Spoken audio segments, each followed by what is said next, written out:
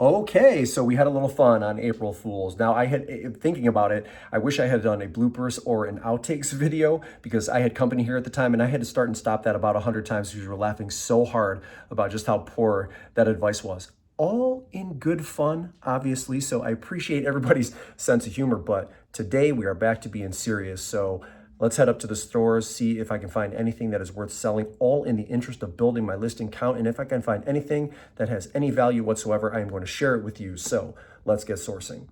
Let's get to it. In my next video, I'm going to do a what sold video for you. I think in March I sold around $12,000, which was a great month. And I said this before, but I'm going to reiterate it. I feel like me trying to achieve a 50% increase in my active listing count year over year from 2,000 to 3,000 may be starting to bear fruit. I may have started to see the increase in sales and volume in March. It does remain to be seen because every month is so much different month to month. And I'm sure a lot of you can relate to that too. You have one month where you're doing fantastic, and then the next thing you cannot figure out why you can't sell anything. So we'll do that in the next video. I'm going to go into the toy section here, which is the store has done a very good job of keeping everything clean, keeping things off the floor. Isn't it so much easier to shop when a store is clean? It's overwhelming when when there's just stuff everywhere. The only thing that I thought was interesting on the shelves was those crashback trucks, but they take a remote control in order to operate them. So I left those behind. Not enough good, consistent sellers based on what I saw to pull the trigger. So I'm going to move over to carts, which look like they're pretty heavily picked over.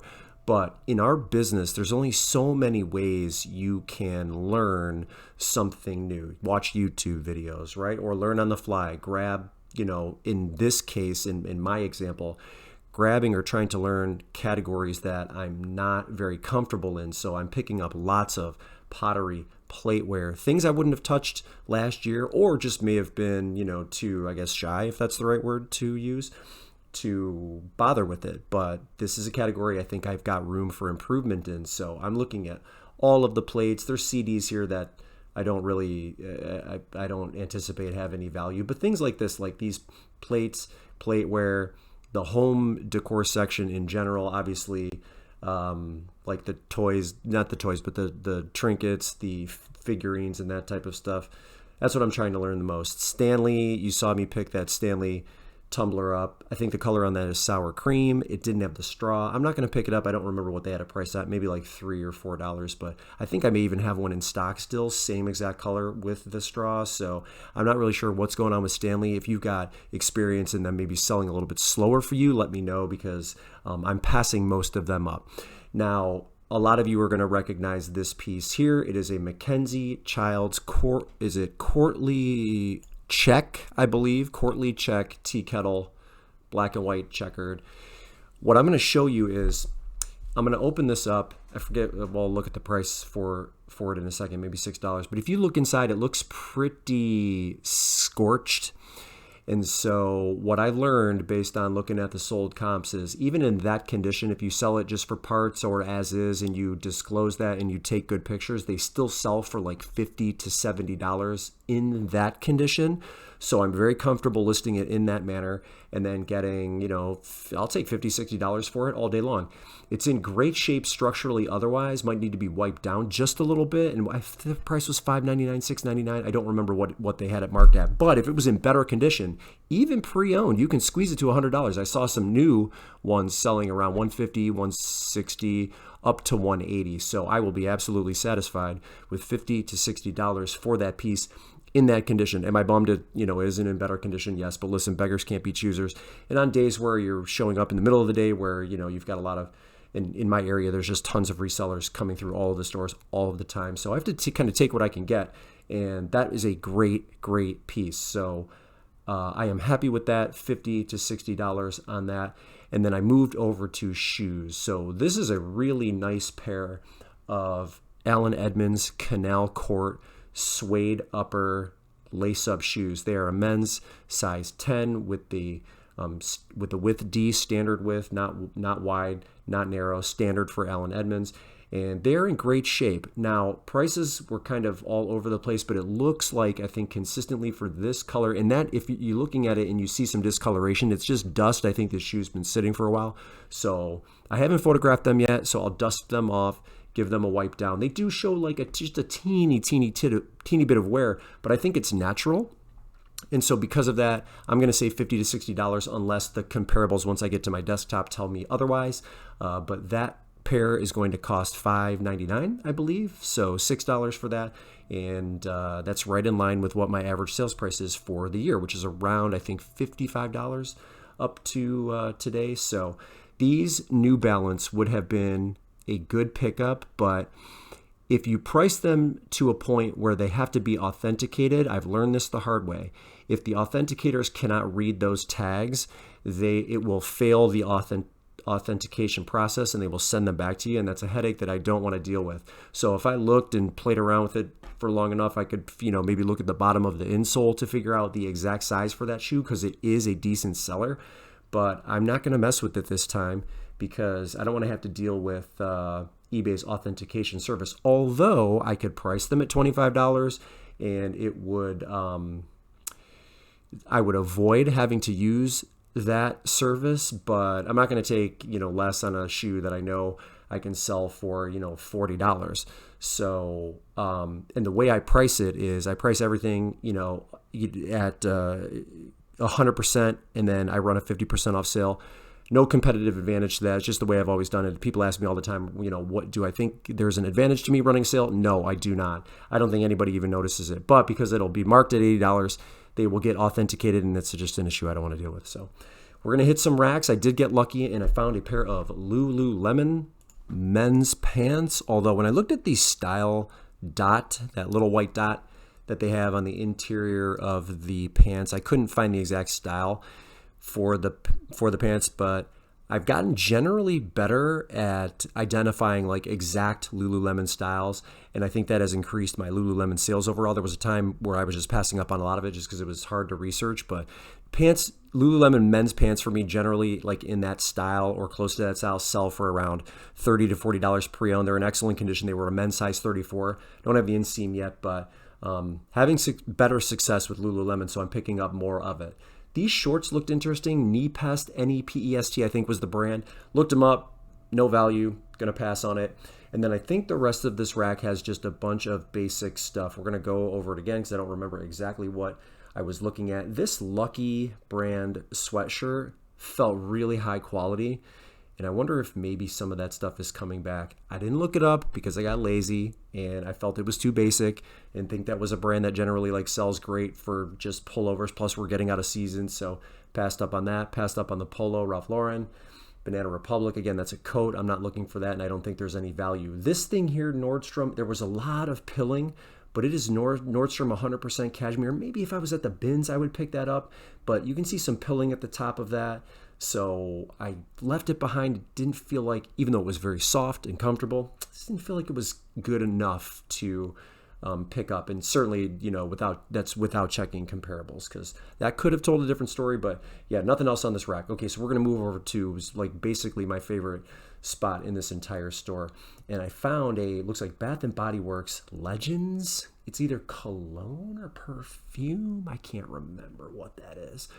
3.4 ounces. These sell brand new for $30 to $40 with free shipping, brand new. I don't think that one was brand new, so I'm going to leave that behind. And then the Ed Hardy Skulls and Roses spray was about half empty, so there's nothing here that's new. Even this Rude 21, this is a Rude 21 black. Again, if it was brand new and I could verify that it was brand new, maybe it would be a different story because they were both $3, but I couldn't see and couldn't tell. And just with the wear, like you can't even read the word black on the front. I can't sell those if they're not new. So we're going to pass up on all of that. Winterberry hand sanitizer, no value there, but there were a lot of like new creams and body odor removers, deodorant, colognes in this area. Unfortunately, I couldn't pull anything out, and I usually have decent success here when it's loaded up. So I really started to dig, and there was nothing here at the top. You can see here, I'm going to grab, this is a Britney Spears. This is where I thought I really got lucky. Fantasy, Britney Spears, Perfume. Unfortunately, these are like $15 to $20.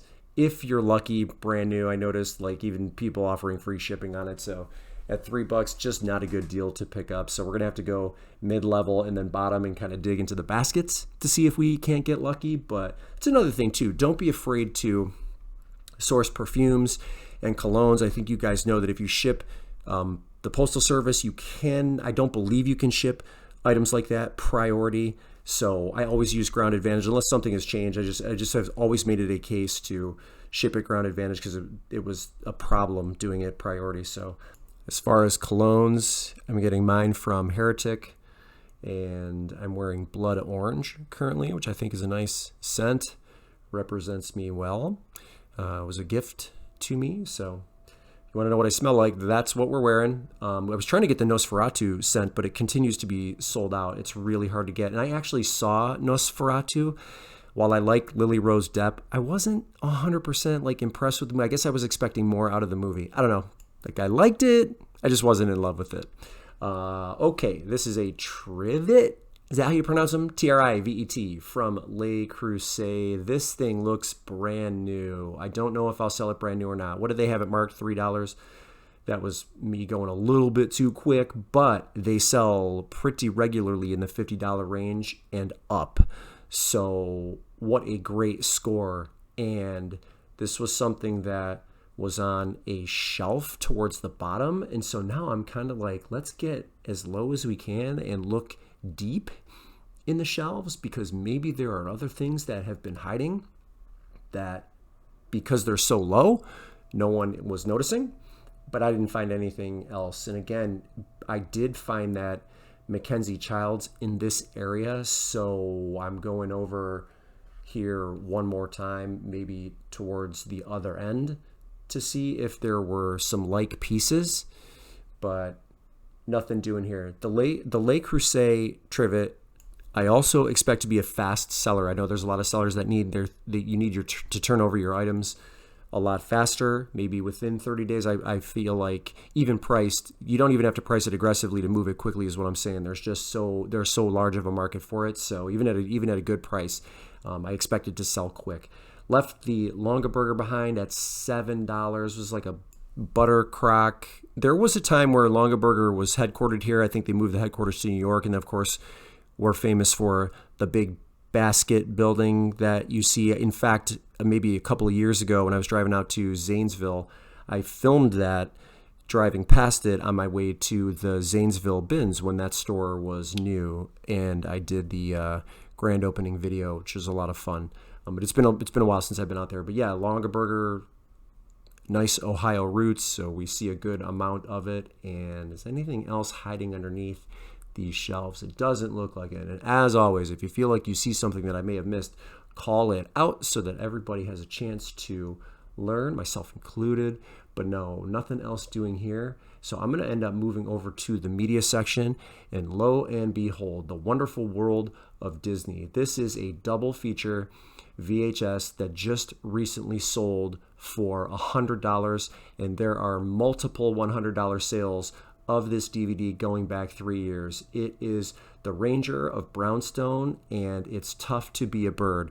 I will make absolutely certain that this plays through so that it works properly. And when we're talking about mold on a VHS, one of the things you want to look for is not necessarily where the tape glides across. It's a little bit easier to visualize where it's wound up on the two sides where the tape is wound up. You will see white spots there, so do pay attention to that. It seems like an obvious thing like that you would catch readily, but people do miss it. There is a process to get it cleaned if there is mold, but it's way outside the scope of anything I can help you with. So pay attention to that, because it does happen, and you can see it in other areas of the tape, but none there. And I'm going to make sure that thing works. $100 for that VHS. Is that amazing or what? So we're going to just peek around to see if there's any other. Hey, listen, don't let them tell you that the Disney VHSs aren't worth anything now. I know there's a long running joke about the black diamonds, and I think that's been like explained on the internet ad nauseum. The vast majority of those have no value whatsoever. But listen, that one's $100. I'll take it. That's fantastic. I do expect it to sell in the $85 to $100 range, so that's great. I looked up Timmy the Tooth. Nothing doing here, so won't leave him behind. And I wonder if those tapes from my April Fool's video are still sitting around here somewhere. I don't see them, but thanks for letting me have a little fun with you in that one. Ireland VHS set, nothing going on there, and I'm just making a total mess. I almost took the Devil's Rejects. I will do a lot of horror movies, DVDs, usually that I find from the bins, and lot those up and sell them around Halloween time.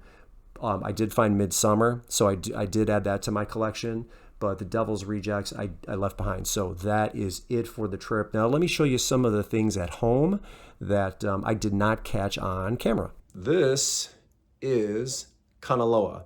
It is a Coco Joe's God of Eternal Hope tiki statue figure. I picked it up, I don't know if you can see the mark, because it was 99 cents. It's only gonna sell for around $15 to $20, but really what this is more than anything is just another step out of my comfort zone. So tiki, I would be maybe a little bit more familiar with because I've researched it a little bit more than just your average figurine that has a mark that I'm not familiar with. But it's just me continuing to step out of the zone, learn these new categories, which is so important to me. And I expect it to sell. I don't know what it's made out of. It's like, I don't know if this is plastic, or it's definitely not ceramic and it's not wood. So I think it's just a plastic figure, but it's very cool, in great shape, and just one more step in the direction I need to go in order to increase sales and increase my listings. Next thing here, probably seem obvious, pair of kids. I don't pick up a lot of youth stuff, but Minecraft, they just released that movie with Jack Black. Not that I need or we need the release of that movie to increase the popularity of Minecraft, which is huge already. These would have sold without the movie, but they are in excellent shape because of the soles. What are these? They're kids size C12. And then they have the gibbets that came with it, I believe. I don't know if they're sold separate or if they came together like as a combined package when these were sold, but $20, $25. I've seen some of them sell pre-owned for $30, but I've also seen them sell in the $35 to $40 range with free shipping brand new. So as far as price goes, probably $25, and then I'll ship them first class. But yeah, grab those. And then the last thing that I want to show you is a liner vest from Barbour. When I sell Barbour, it's the tag. You can see the like fleece lining. When I sell Barbour, it sells for high dollar. It just sells a little bit slower.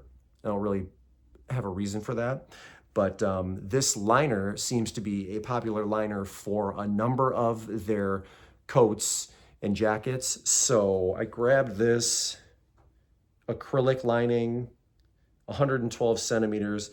It's got the UPC code, so I'll put that in there. And pretty clean piece. I think it's button, yeah, it's snap button, and I will list this for, I think, $50. So just a few items that you didn't see me catch on camera, and that's all I got for you. Thanks for tuning in. I hope you learned something, and I'll catch you in the next one. Bye.